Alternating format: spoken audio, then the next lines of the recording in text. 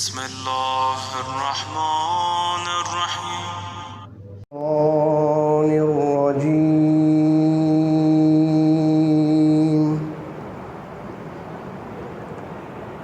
بسم الله الرحمن الرحيم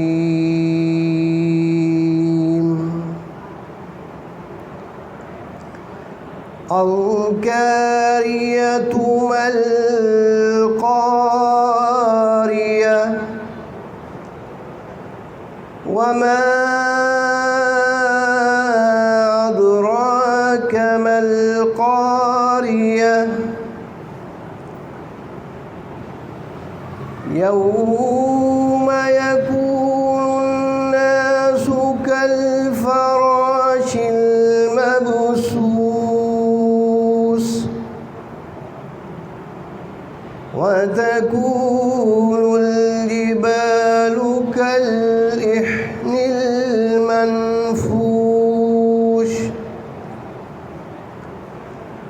فأما من ثقلت موازينه فهو في عيشة راضية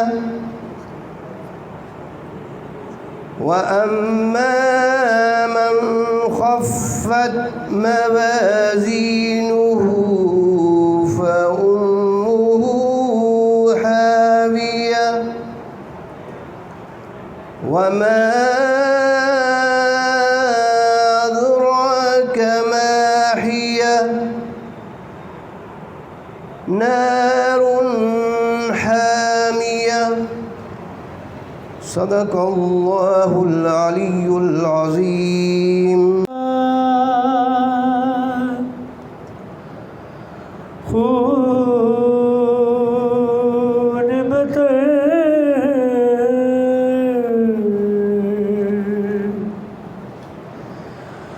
میرے زخمی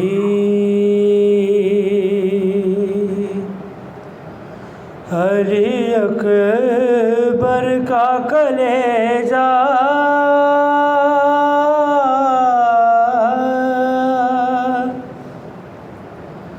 دیکھا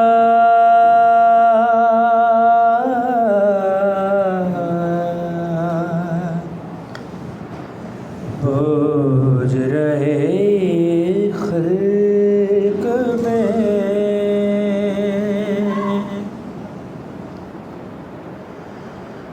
میرے خلق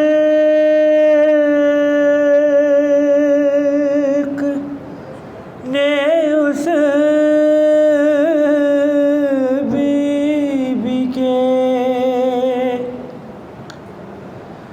سر کو دیکھا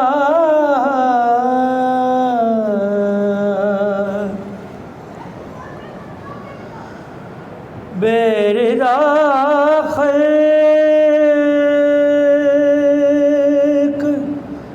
نے اس بی بی کے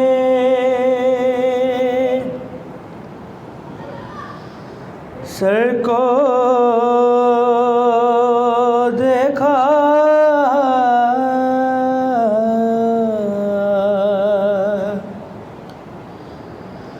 جس کی مادر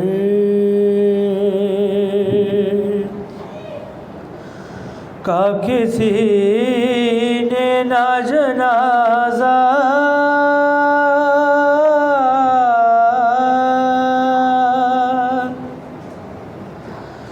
دیکھا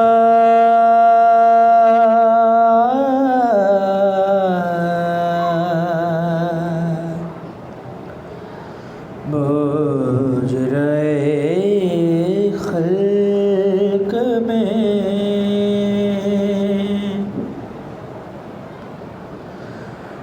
جا کے زینب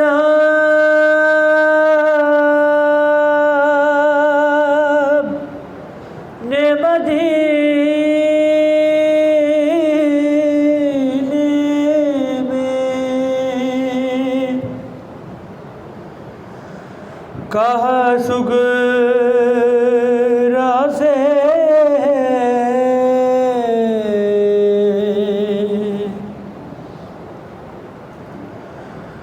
جا کے زینب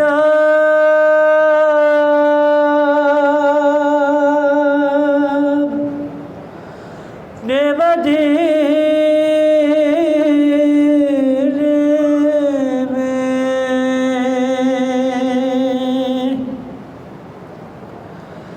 کہا سغرا سے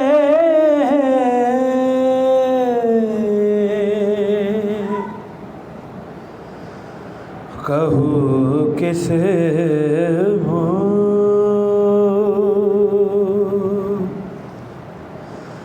سے کے پردیس میں کیا کیا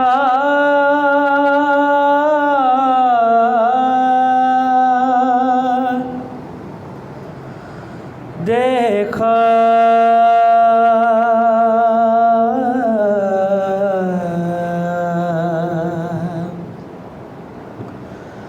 مجرے خلق میں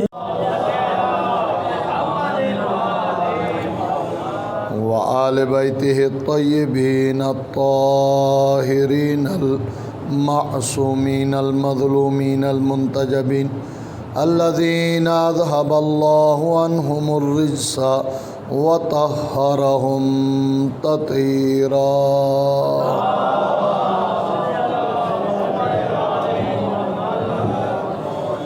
لا سیما علی بقیت اللہ فی الارضین وحجتہ علی العالمین عجل اللہم لہ الفرج وساخل اللہم لہ المخرج واجعل لنا من انصارہ واعوانہ ورحمت اللہ علی محبیہم ولعنت اللہ علی اعدائہم اجمعین اما بعد فقد قال اللہ تبارک وتعالی فی قرآن المجید بسم اللہ الرحمن الرحیم یا ایہا الذین آمنوا اطیعوا اللہ واطیعوا الرسول واولی الامر منکم فَإِن تَنَازَعْتُمْ فِي شَيْءٍ فَرُدُّوهُ إِلَى اللَّهِ وَرَسُولِهِ صلوات علی محمد وآلہ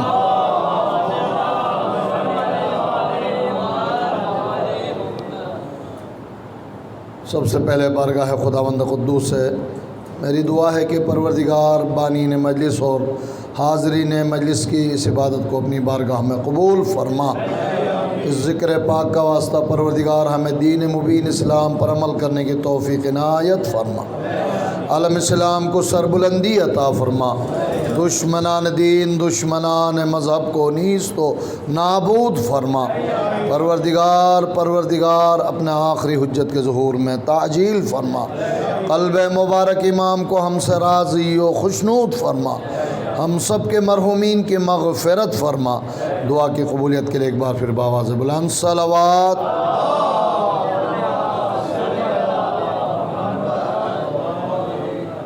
سامعین ذوی الاحترام، ماہ مبارک ربیع الاول کا باقاعدہ آغاز ہو چکا۔ سابقہ ماہ سفر کی آخری تاریخیں بھی ائمہ معصومین سے منسوب نبی کریم سبط اکبر امام حسن اور آخر سفر ثامن الائمہ امام رضا علیہ السلام۔ اللہم صلی علی۔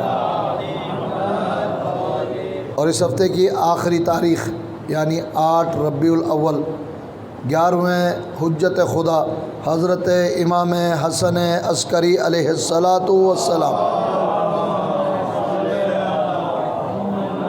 کی شہادت کی تاریخ ہے۔ ان دونوں مناسبتوں سے مناسب سمجھا کہ قرآن مجید کی اس معروف آیہ وافی ہدایہ کی تلاوت کا شرف حاصل کروں جسے آیہ اطاعت کہا جاتا ہے۔ میرے محترم ساتھی بھی کم و بیش اسی پہلو میں کل ابھی آپ کی خدمت میں گفتگو پیش فرما رہے تھے۔ یقیناً مومن اور مسلمان کی اولین ذمہ داری ہے کہ وہ اپنے رب اور اس کے رسول کی اطاعت کریں۔ یہی آئے وافی ہدایہ ہمیں حکم دے رہی ہے، یا ایھا الذین آمنوا اطیعوا اللہ و اطیعوا الرسول، اے صاحبان ایمان اللہ کی اطاعت کرو اور اللہ کے رسول کی اطاعت کرو۔ وَأُولِي الْأَمْرِ مِنْكُمْ، یہ ایک اشارہ اور کنایے میں بات ہے۔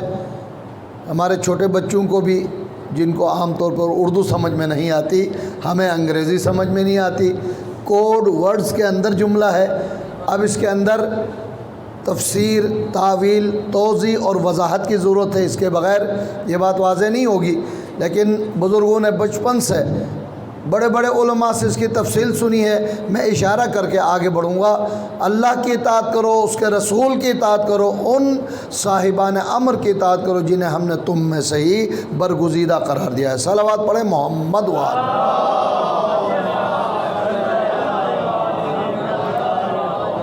اطاعت کے مرحلے میں پہلا ایک اہم فریضہ اور اہم ذمہ داری کی طرف رب کریم نے اشارہ فرمایا، اگر تم اللہ اور رسول کے مطیع ہو تو فَإِن تَنَازَعْتُمْ فِي شَيْءٍ فَرُدُّوهُ إِلَى اللَّهِ وَإِلَى رَسُولِهِ، اور تمہارے درمیان کوئی بھی جھگڑا ہو، کوئی تنازع ہو، کوئی بھی اختلاف پیدا ہو تو پھر کورٹ کچہری اور تھانہ تحصیل نہیں، بلکہ اللہ اور رسول کی طرف رجوع کرو تاکہ تمہیں برحق فیصلہ مل سکے۔ درود پڑھے محمد و آل محمد۔ قرآن مجید کا ایک بے حد خوبصورت اسلوب ہے، جہاں کہیں بہت اہم بات رب کریم نے بیان فرمائی ہے، وہاں پر ایمان یاد دلایا۔ آیت کا آغاز بھی یا ایھا الذین آمنوا سے ہو رہا ہے، اور اس آیت کے آخری حصے میں بھی ان کنتم تؤمنون باللہ والیوم الآخر، اور اگر اللہ اور قیامت پر ایمان رکھتے ہو تو اپنے فیصلے خدا اور رسول سے کراؤ۔ صلوات پڑھیں محمد وآلہ۔ اور جس کا ایمان اللہ اور قیامت پر نہ ہو، جس کے پاس جا کے فیصلہ کرائے، اس کی اپنی مرضی ہے۔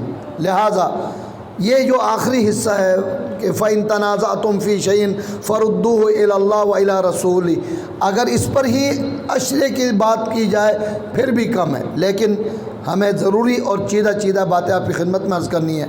معصوم کا فرمان ہے، اور ہمارے ہاں جس طرح مسلمانوں میں صحاح ستہ ہے، صحیح روایات و احادیث کی کتابوں میں سر فہرست علماء کرام کے علم، بزرگوں کے معلومات میں ہے۔ اصول کافی شیخ یعقوب کلینی علیہ الرحمہ کی کتاب ہے۔ اس کتاب کی باب ولایت میں صادق آل محمد امام جعفر الصادق علیہ السلام مومن کے ایمان اور اس کے اسلام کی وضاحت فرماتے ارشاد فرماتے ہیں کہ مومن کے لیے درست نہیں ہے کہ اپنا کوئی فیصلہ کسی ظالم جابر حاکم سے کرائے۔ اس کے ذیل میں ایک سوال اور اس کا جواب شیخ یعقوب کلینی نے نقل فرمایا۔ فرماتے ہیں شخص آیا، فرزند رسول، آپ فرماتے ہیں ظالم جابر سے فیصلہ نہ کرو، مگر میں فیصلے کے لیے گیا، اس زمانے کا جو بھی حاکم تھا، قاضی القضات جسے آج چیف جسٹس کہتے ہیں، دونوں الفاظ بدنام ہیں۔ ایک مرتبہ فیصلے کے لیے گئے، میرے بھائی کے ساتھ تنازع تھا، لیکن فیصلہ کرنے والے نے ظلم و جبر سے نہیں، جو میرا حق تھا وہی حق مجھے دلایا، آیا میں نے درست فیصلہ لیا۔ امام فرماتے ہیں آپ نے اپنا حق بھی ظالم سے لیا، گویا مال سہت حاصل کیا۔ اب یہ قرآنی اصطلاح ہے، سہت انتہائی برائی میں بھی استعمال ہوتا ہے، انسان عزت و عفت پامال کر کے پیسہ حاصل کرے، سہت میں شمار ہوتا ہے۔ رشوت اور حرام طریقے سے کمائے مال سہت کہلاتا ہے۔ امام اسی نمبر پر شمار کرتے ہوئے فرماتے ہیں باوجود کہ تمہیں حق ملا ہے، لیکن فیصلہ تم نے جابر ظالم سے کروایا، لہذا تم نے درست فیصلہ نہیں لیا۔ اب آپ اندازہ کریں، جب درست فیصلہ بھی ظالم و جابر سے نہیں کروایا جا سکتا، آج تو لفافے کے وزن کے مطابق فیصلہ ہوتا ہے، بتائیں ہمارا حشر کیا ہوگا؟ وہی ہوگا جو ہمارے معاشرے کا حشر ہوا۔ صلوات پڑھیں محمد و آل محمد۔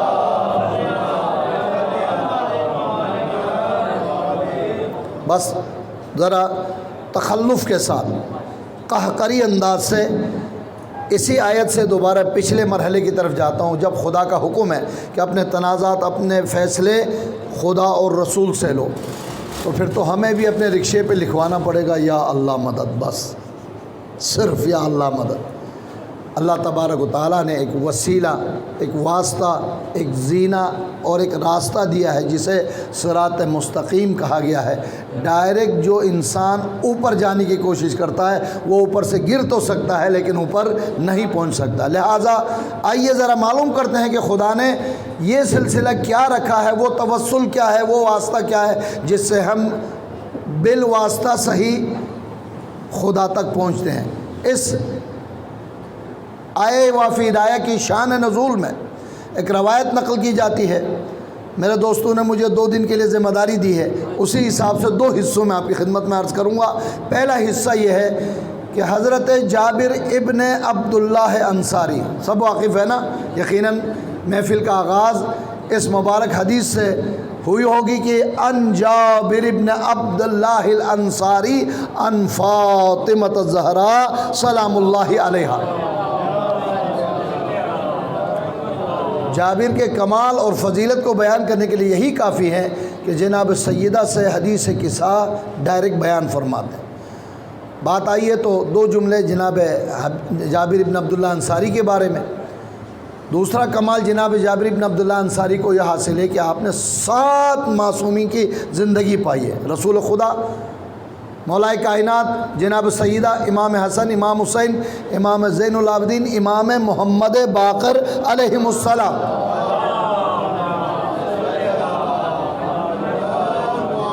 اسی لیے انہی جابر سے یہ روایت نقل ہے کہ رسول نے اپنے 5ویں فرزند، میرے آپ کے 5ویں امام، امام محمد باقر کو سلام بھیجا تھا۔ ابھی روایت آپ کی خدمت میں عرض کرنے جا رہا ہوں انشاءاللہ۔ میرے خیال ہے میں خود ہی تاخیر سے آیا ہوں تو 10 منٹ میں نے خود ضائع کیے ہیں، اب اسے بچانا بھی بہت ضروری ہے۔ جناب جابر فرماتے ہیں ایک کمال جو ابھی ایام 40 اور چہلم میں آپ نے سماعت کی ہوگی، رسول سے خود جناب جابر نے امام حسین کی زیارت کے فضائل سنے تھے۔ ایک جملہ تو سب کو یاد ہے نا، ایک عارفاً بحقہ، معرفت کے ساتھ حسین کی زیارت 1000 حج مقبول کے برابر ثواب ہے۔ جابر نے حدیثیں سنی تھی، جب بڑھاپا طاری ہے، آنکھوں سے نابینا ہے اور وہ بھی راہ خدا میں جہاد کرنے کی وجہ سے، مگر شہادت کی خبر ملی، شوق زیارت میں سب سے پہلے امام حسین علیہ السلام کے مقبرہ اقدس پر زیارت کے لیے پہنچنے والے سب سے پہلے فرد زائر اول حضرت جابر ابن عبداللہ انصاری ہیں۔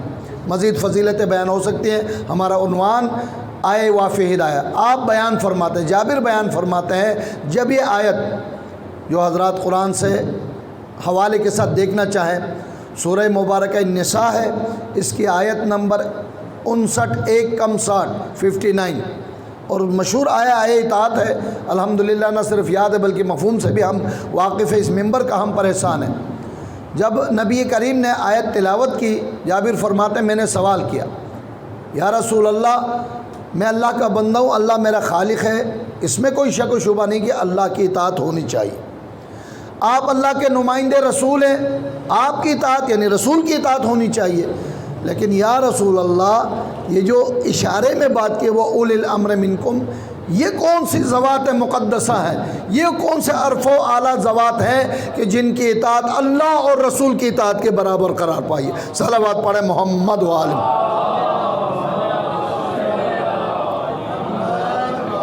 طالب علم ساتھیوں کے رہنمائی کی خاطر ایک حدیث کی تازہ ترین کتاب ہے شموس الطالعہ، یہ لفظ دعائی ندبہ سے لیا گیا ہے، انشاءاللہ کل صبح آپ حضرات جمعے کو تلاوت کرتے ہوں گے، اور اس دوران امام کے فضائل میں شموس الطالعہ کا لقب دیا ہے، یعنی چمکتا ہوا ستارہ کہیں، چمکتا ہوا سورج کہیں، روشن ستارہ کہ شموس الطالعہ کتاب کا نام رکھا ہے۔ اور اسی آیت کے ذیل میں امامت و ولایت پر ایک بہترین تحریر موجود ہے۔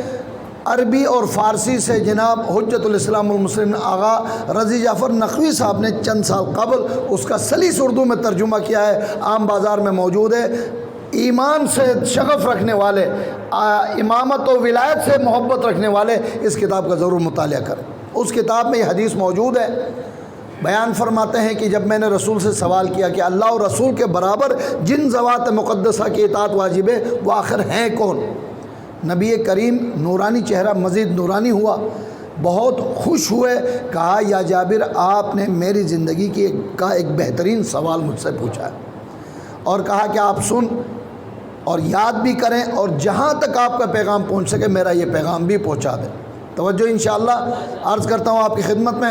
ایک مرتبہ جابر فرماتے رسول نے ارشاد فرمایا تھا، اے جابر آپ نے اولی الامر کے بارے میں مجھ سے پوچھا ہے، ہم خلفائی، یہ میرے بعد کے جانشین ہیں، وہ اولیائی اور اللہ کے اولیاء ہیں، علی امتی بھی ہے، علی الناس بھی ہے، علی العباد بھی ہے۔ تین طرح کے الفاظ، بندوں پر اللہ کے اولیاء ہیں، انسانوں پر ہیں، اور میری امت پر یہ اللہ کی طرف سے اولیاء ہے۔ ابھی بھی اشارہ ہے، صفات ہیں، تعریف ہے، نام ابھی تک نہیں آیا۔ اور اگر پوچھنا چاہتے ہو، اولہم علی و آخرہم مہدی عجل اللہ تعالی فرجہ، ان میں پہلے علی اور آخری مہدی موعود عجل اللہ تعالی فرجہ شریف ہوں گے۔ آج شب جمعہ ہے، اساتذہ کا حکم ہے جب بھی شب جمعہ گفتگو کا موقع ملے دو عناوین ضرور بات کریں۔ ایک کا میرے خیال میں میرے ساتھی نے حق ادا کیا ہے، قیامت کا ذکر، قبر کا ذکر، اخروی زندگی کا ذکر، موت کا ذکر۔ نمبر دو، ہم سب کا اہم ترین فریضہ ہے شب جمعہ، روز جمعہ اپنے زمانے کے امام حجت قائم آل محمد عجل اللہ تعالی فرجہ شریف۔ تفصیل سے کوئی بات عرض کرنے کی گنجائش نہیں ہے، لیکن حدیث کو مکمل کرتے ہوئے امام کا ضرور ذکر۔ جابر فرماتے ہیں یا رسول اللہ آپ نے جواب تو ارشاد فرمایا پہلے علی آخری مہدی، لیکن کیا معلوم پھر کسی زمانے میں کوئی درمیان میں کسی پسندیدہ شخصیت کا نام لکھے، کیا کہتے ہیں وہ فل ان دا بلینکس کرے اور ہمیں پریشان کرے، کیا ہی بہتر ہوگا کہ باقیوں کے نام بھی ارشاد فرمائے۔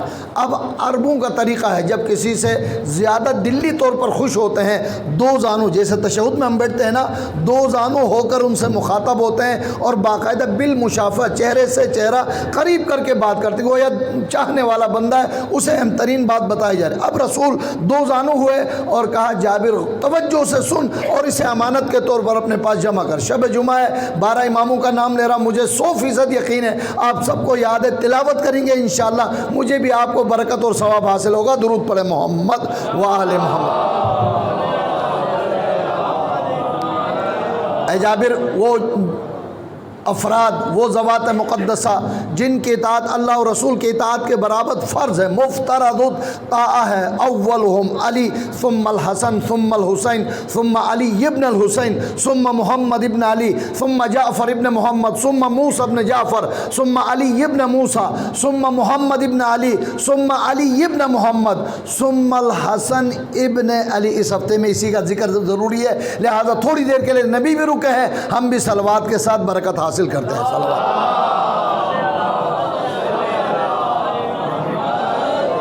11 فرزندوں کا، اماموں کا ذکر فرما کر نبی 11ویں کے نام پر 2 منٹ کے لیے رکے۔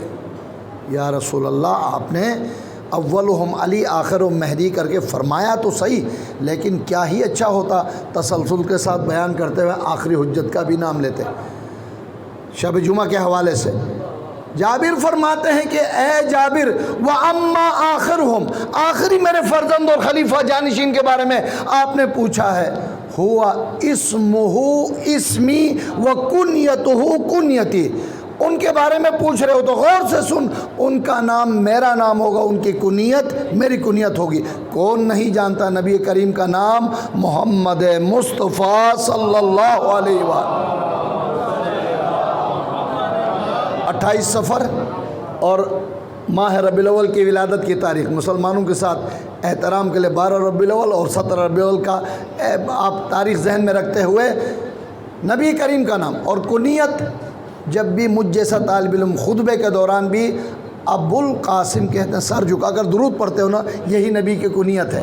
نام بھی میرے نام ہم نام ہوں گے اور کنیت بھی میرے ہم کنیت، اسم ہو اسمی و کنیت ہو کنیتی۔ بات تمام نہیں ہوئی، جابر فرماتے ہیں لیکن پھر فرمایا اے جابر وہ وقت ہوگا کہ بارویں میرے حجت میرے فرزند وہ ہوں گے الذی یملأ الارض قسطا وعدلا کما ملئت ظلما وجورا، وہ زمانہ جو ظلم و جور سے بری ہوگی اسے عدل و انصاف سے پر کر دیں گے انشاءاللہ۔ حجت خدا کے ظہور میں تاجل کے لیے مل کر صلوات پڑھے محمد وآلہ۔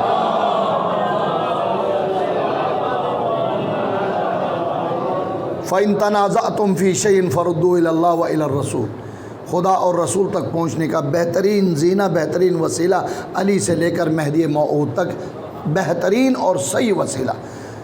یہی وجہ ہے کہ 28 صفر کی تاریخ میں نبی کا مشہور فرمان، آپ کی وصیت سنتے ہیں، انی تارک فیکم الثقلین کتاب اللہ و اطرتی ما ان تمسکتم بہما لن تضلوا بعدی ابدا، قرآن کو اہل بیت کے ساتھ اور اہل بیت کو قرآن کے ساتھ۔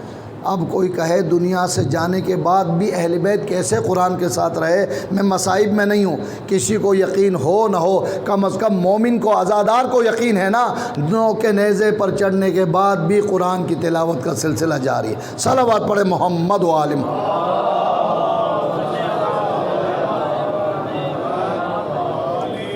غرور ٹوٹ گیا کوئی مرتبہ نہ ملا، غرور ٹوٹ گیا کوئی مرتبہ نہ ملا، جفا کے بعد بھی کچھ حاصل جفا نہ ملا، سر حسین ملا ہے یزید کو لیکن، توجہ انشاءاللہ، سر حسین ملا ہے یزید کو لیکن شکست یزید، شکست یہ ہے کہ یہ سر جھکا ہوا نہ ملا۔ صلوات پڑھے محمد۔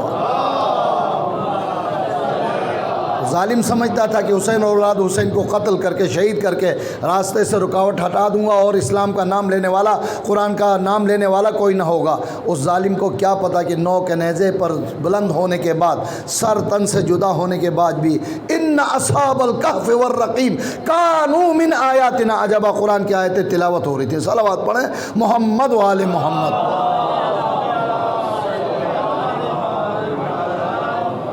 میرے ساتھیوں نے مخصوص کر کے موضوع دے کر مجھے تھوڑا سا پریشان بھی کیا ہے کہ میں بیان کروں نہیں کروں، اس لیے کہ بعض مقامات پر ایسا ہوتا ہے کہ جو موضوع دیا جاتا ہے وہ بس دیا ہی جاتا ہے، اور بیان نہ کریں مناسب نہیں، بیان کریں اور حق ادا نہ کریں اس سے زیادہ مناسب نہیں ہے۔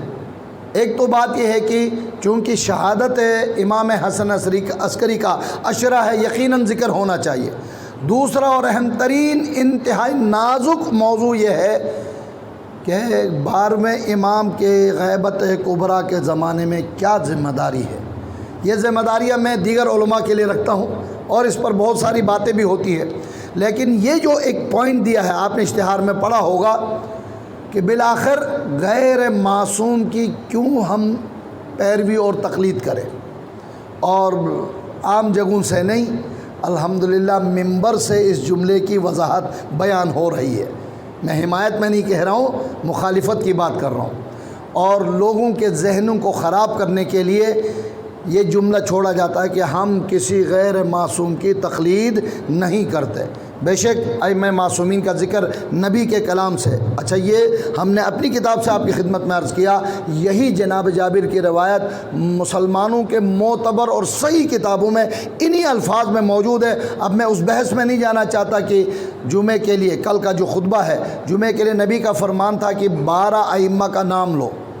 اب مشکل ہے 12 کا عدد تو یاد رکھا، لیکن نمبر کے 7 نام انہیں یاد نہیں رہا، کس کے ذریعے پورا کرتے ہیں وہ ہماری ذمہ داری ہے۔ الحمدللہ ہم عید کے نماز ہو، جمعے کے نماز ہو، دوسرے خطبے میں آپ تمام حضرات سنتے ہیں ہمارے علماء 12 اماموں کے نام لیتے ہیں، اور یہی ہمارا ایمان ہے۔ مگر جب وہ زمانہ آئے ہے نا، ابھی 255 ہجری میں 12ویں امام کی ولادت ہے، 5 سال بعد 260 ہجری میں 8ویں امام کے 8 ربیع الاول سن 260 ہجری میں 11ویں امام کی شہادت واقع ہوئی۔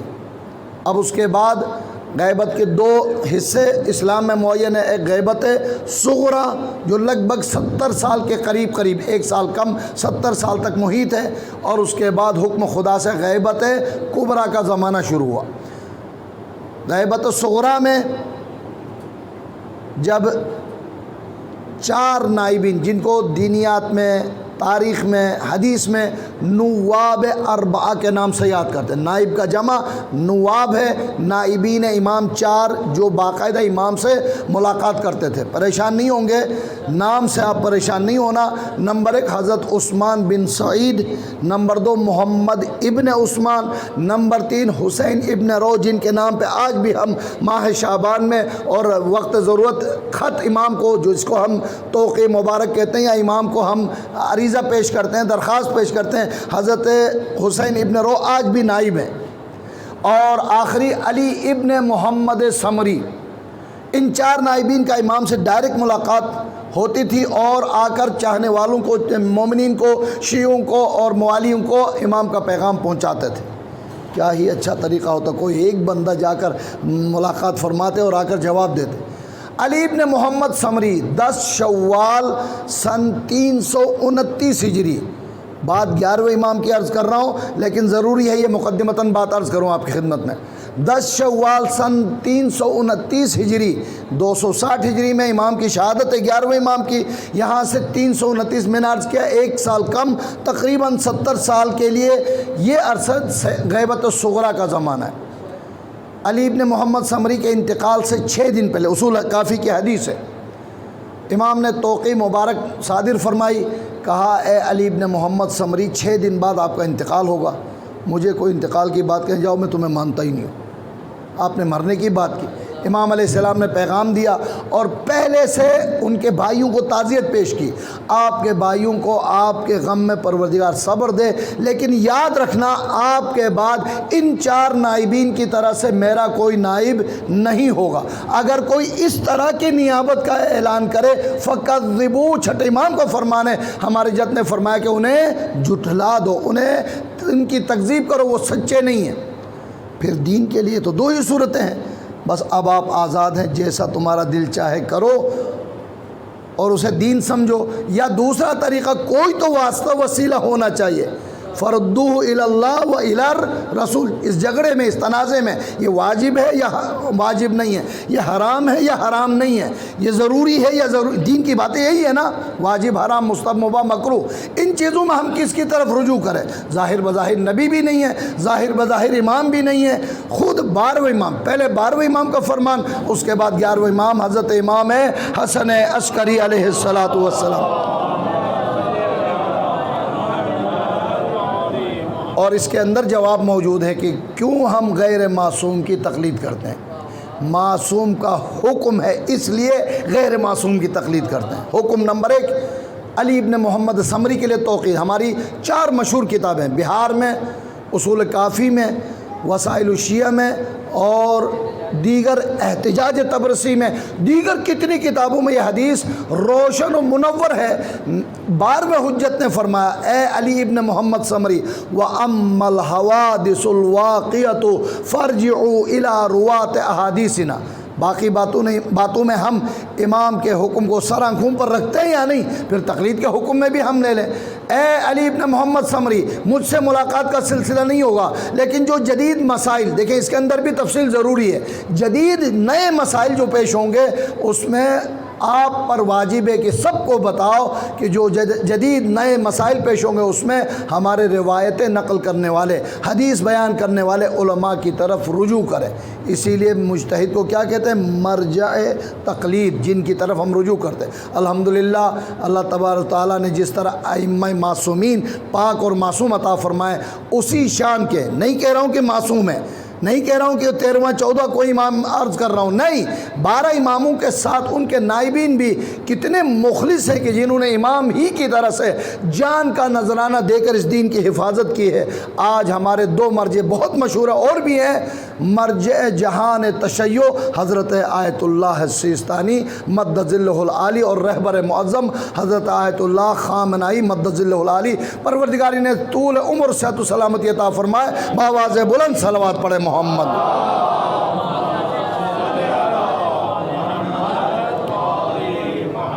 ایک طالب علم کی حیثیت سے پوری زندگی تقلید پر بات کرنے والا ایک عجیب بات آپ کی خدمت میں عرض کر رہا ہوں، لیکن دین کا حصہ ہے۔ یاد رکھیے، مسائل فقہی میں جو جدید مسائل پیش ہوتے ہیں ان میں فروعی باتوں میں ہم تقلید کرتے ہیں، اصول میں تقلید حرام ہے۔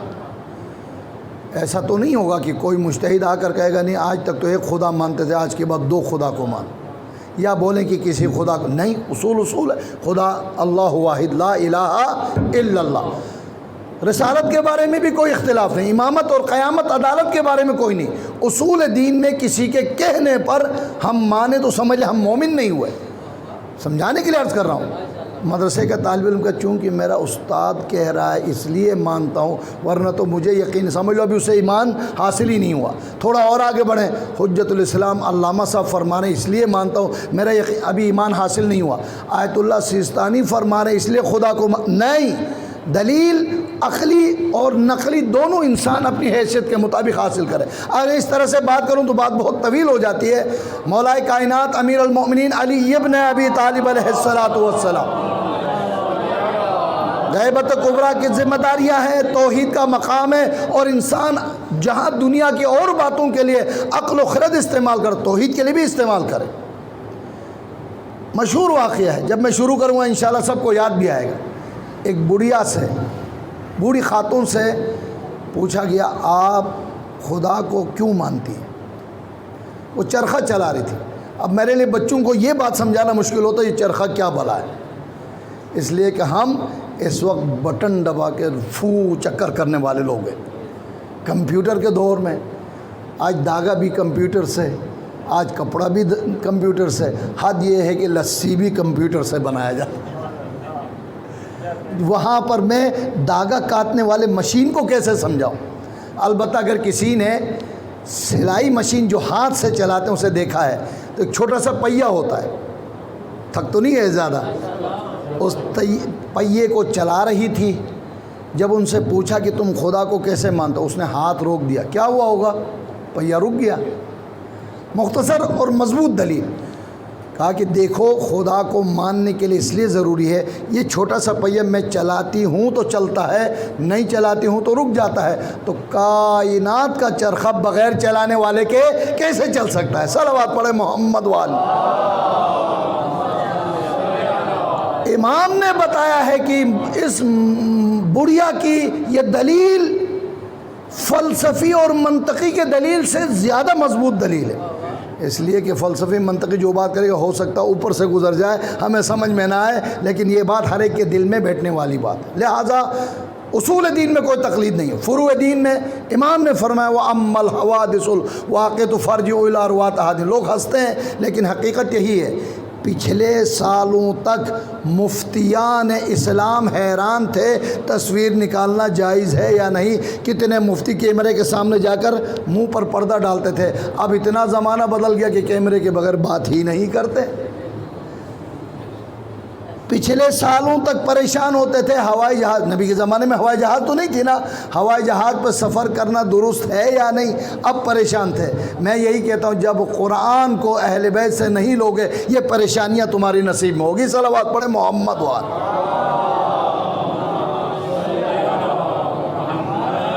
لہذا خدا تک فَإِن تَنَازَعْتُمْ فِي شَيْءٍ فَرُدُّوهُ إِلَى اللَّهِ وَإِلَى الرَّسُولِ، خدا اور رسول تک پہنچنے کا بہترین وسیلہ اس زمانے میں غیر معصوم صحیح مجتہدین فقہا علماء قرآن اور حدیث سے جو بات نکال کر ہمیں بیان کرتے ہیں ان کی طرف رجوع کرنا تمہاری ذمہ داری ہے۔ اگلی بات اس سے بھی زیادہ اہم ہے، توجہ سے سماعت فرمائیے، بس چند منٹس کی زحمت ہے، میں آپ کی زحمت تمام کر رہا ہوں۔ اِنَّهُمْ حُجَّتِي عَلَيْكُمْ، یاد رکھو جیسے ائمہ خدا کی طرف سے حجت ہیں، 12 امام کا نام ہی حجت خدا ہے نا، حجت ہے، ہم انہیں تم پر حجت قرار دے رہے ہیں۔ الراد علیہم، کتنا سخت ہے، الراد علیہم کا راد علینا، جو ان علماء فقہا کی بات رد کرے گویا انہوں نے میری، امام فرماتے ہیں ہماری بات رد کی، اور جو ہماری بات رد کرے وہ خدا اور رسول کی بات رد کرے، فَهُوَ حَدُّ الشِّرْك۔ منطقی نتیجہ ہے جو علماء فقہا کی دلیل کو رد کرے گویا وہ دائرہ اسلام سے خارج ہوتا ہے۔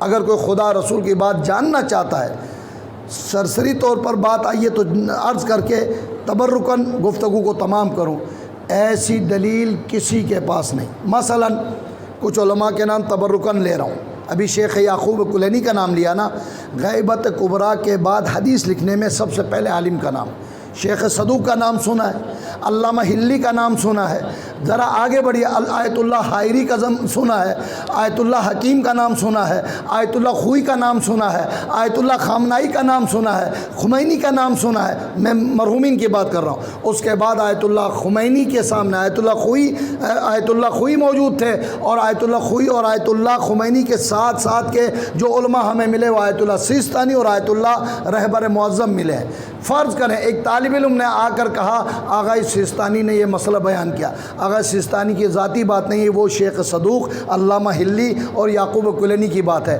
یعقوب کلینی 12ویں امام سے نقل کرتے ہیں، 12ویں امام 11ویں امام سے، 11ویں امام 10ویں امام سے، 10ویں امام 9ویں امام سے، توجہ رکھیے انشاءاللہ، 10ویں امام 9ویں امام سے، 9ویں امام 8ویں امام سے، 8ویں امام 7ویں امام سے، 7ویں امام 6ٹھے امام سے، 6ٹھے امام صادق آل محمد، اس مذہب کے بانی، درود پڑھے محمد وآل۔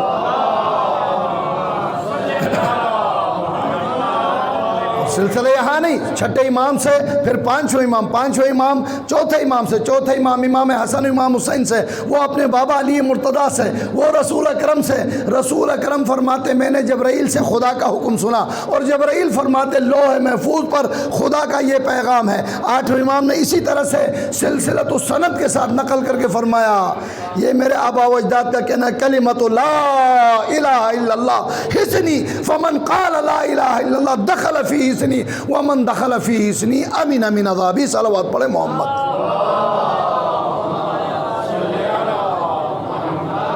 ایسا پاک وسیلہ، پاک تسلسل کسی غیر اور شیعت مذہب کو حاصل نہیں ہے۔ اور اگر آپ وہاں سے شروع کریں، یہ دلیل سعودی اور دلیل نزولی کا دلیل ہے، جو فلسفہ میں ہمیں بتایا جاتا ہے، یہ دلیل نزولی ہے۔ بھائی یہ قبلہ مولانا صاحب نے جو بات بیان کی کہاں سے ہوئی؟ وہ مجتہد تک جگہ، مجتہد سے امام، امام سے رسول، رسول سے خدا۔ اور اگر آپ خدا کی بات معلوم کرنا چاہیں پھر وہی دلیل سعودی ہے، آل سعود نہیں کہہ رہا ہوں، ہاں دلیل سعودی ہے۔ سعود اوپر چڑھنے کو کہتے ہیں، بلند ہونے کو کہتے ہیں۔ جبرائیل رسول تک پہنچائے، رسول نے علی کو پہنچایا، علی نے جعفر صادق کو دیا، جعفر صادق نے 11ویں امام میں ذرا بات جلدی 12ویں امام نے پھر علماء فقہاء مجتہدین کو، یہ علماء کی بات کو رد نہ کرو، یہ حقیقت میں امام کی بات رد کرنے کے برابر ہے۔ صلوات پڑھے محمد و آل محمد۔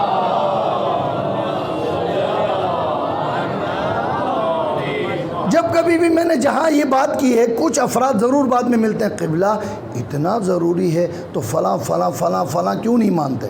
میں کہتا ہوں پھر بتائیے خدا کو سب نے مانا ہے؟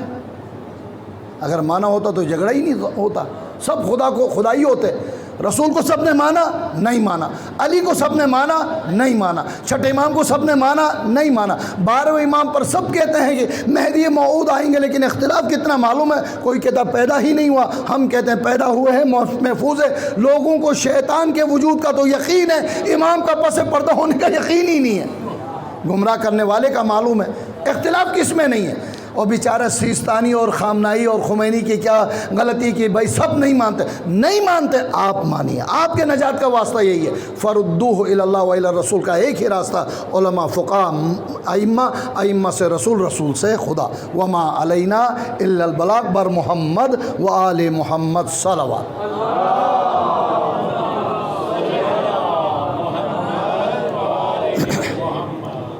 چند دقیقوں کے لیے مصائب کا ذکر۔ جب کبھی بھی اس دلیل کے اندر رخنہ پیدا کیا گیا، جس کسی نے بھی اس بہترین واسطے اور وسیلے میں رکاوٹ ڈالنے کی کوشش کی، ائمہ نے جان کا نذرانہ دیا، مگر اس قانون، اس نظریے کی حفاظت کی۔ اسی وجہ سے یزید پلید جب قرآن اور دلیل و برہان کے انکار کی بات کرتا تھا تو امام علیہ السلام نے کہا مثل لا یبایع مثل، مجھ جیسا اس جیسے کی بیعت نہیں کر سکتا۔ یہی جملہ آج یوں سمجھے علماء کرام کے لیے ہے۔ اگر حکومت کے ساتھ ہوں، پیسہ بھی ملے گا، مال و زر بھی، تاج و تخت بھی، سب ملے گا۔ ابھی ذکر کر رہے تھے نا، مولا آپ تو آپ کے اہل عیال کے ساتھ قیدی ہو گئے، شہید ہو گئے، مگر یزید کے پاس تخت بھی ہے، پیسہ بھی ہے، حکومت بھی ہے، ہم کسے کامیاب سمجھیں؟ ایک ہی دلیل ہے، جس کے پاس دین ہو وہی کامیاب ہے، جس کے پاس سب کچھ ہو دین نہیں ہے تو وہی ناکام ہے۔ آج علماء ہیں کہ جنہوں نے اس دین کی حفاظت کی ہے، علماء ہیں کہ جو دین کی حقانیت کو سمجھاتے ہیں، لہٰذا اس سلسلے میں کسی دشمن کسی عدو کے بات میں آ کر کہیں اپنے نظریے اور عقیدے کو خراب کرو، اس سے ہوشیار رہنا ضروری ہے۔ عزیزو، میں دو باتیں سابقہ تاریخ سے اور ایک بات آج کے تاریخ سے عرض کر کے آپ سے اجازت لینا چاہوں گا۔ امام حسن مجتبیٰ نے ظاہراً اسلام اور مسلمانوں کی حفاظت کی خاطر صلح بھی فرمائی نا۔ اب تو دشمنی نہیں ہونی چاہیے بھائی، امام حسین تو ظاہراً مقابلے کے لیے گئے، تو حضرت امام حسن مجتبیٰ نے تو صلح کی، ان کے ساتھ تو کم از کم یہ دشمنی نہیں ہونی چاہیے، لیکن ظالموں کو پھر نہیں بایا اور زہر دغا سے شہید کیا۔ عزادارو، زینب کبریٰ کی عجیب قسمت ہے۔ آدھی رات کا وقت ہے، کنیز کے ذریعے چاہنے والی بہن کو امام نے طلب فرمایا۔ جب زینب کبریٰ تشریف لائی، اپنے بھائی کو تڑپتے ہوئے دیکھا، تشت طلب کی۔ ہائے زینب کبریٰ کی قسمت، کبھی مدینے میں حسن مجتبیٰ کے جگر کے ٹکڑے تشت میں گرتے دیکھا، تو کبھی شام و کوفہ کی درباروں میں بھائی حسین مظلوم کربلا کے سر اقدس کو تشت طلا میں دیکھا۔ زینب کبریٰ فریاد کرنے لگی، حسین مظلوم کربلا تشریف لائے، بھائی کی حالت دیکھ کر فریاد کرنے لگے، ہائے میرا بھائی مارا گیا، ہائے میرا سردار مارا گیا۔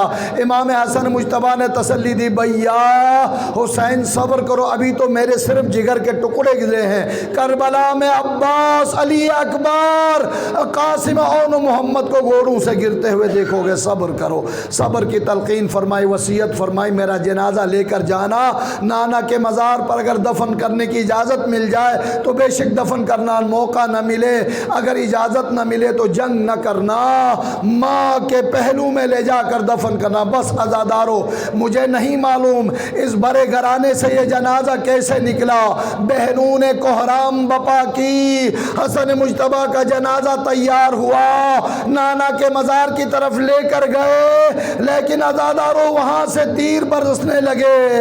امام حسن مجتبیٰ کے جنازے پر جب تیر لگے، قریب تھا جوانان بنی ہاشم بپھر جائیں، جنگ کریں۔ میرے مولا امام مظلوم نے کہا، میرے بھائی کی وصیت ہے، ہم جنگ نہیں کریں گے، لیکن عزادارو تاریخ میں عجیب بات ہو گئی، گھر سے نکلا ہوا جنازہ واپس گھر میں آیا، جب گیا تھا تو سفید کفن میں، واپس آیا تو خون بھرا کفن۔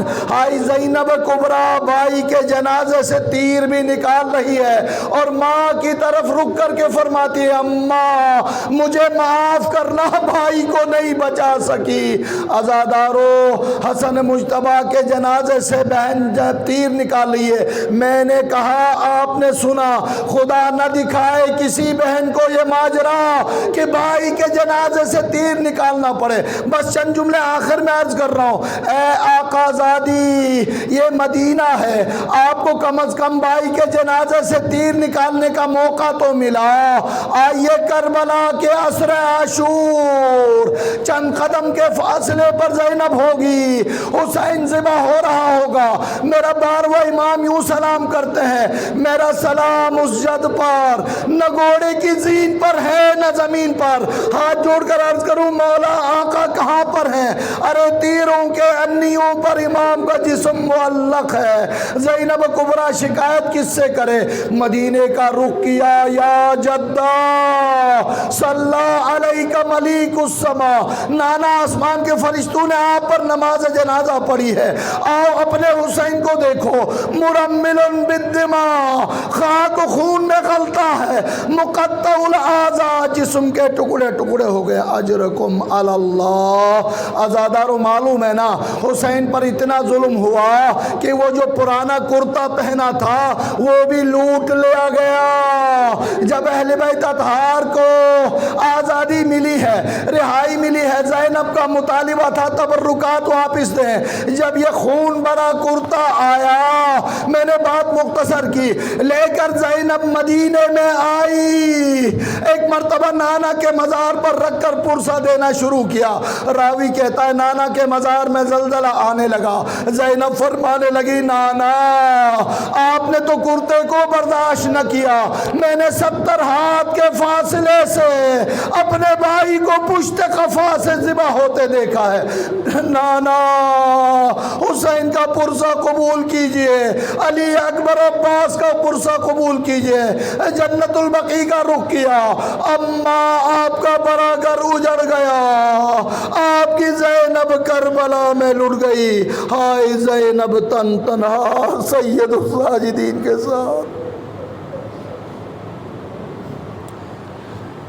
अला वलानतुल्लाहि अलज़्ज़ालिमीन व सयअलमुल्लज़ीना ज़लमू अय्यामुन क़लबन यनक़लिबून।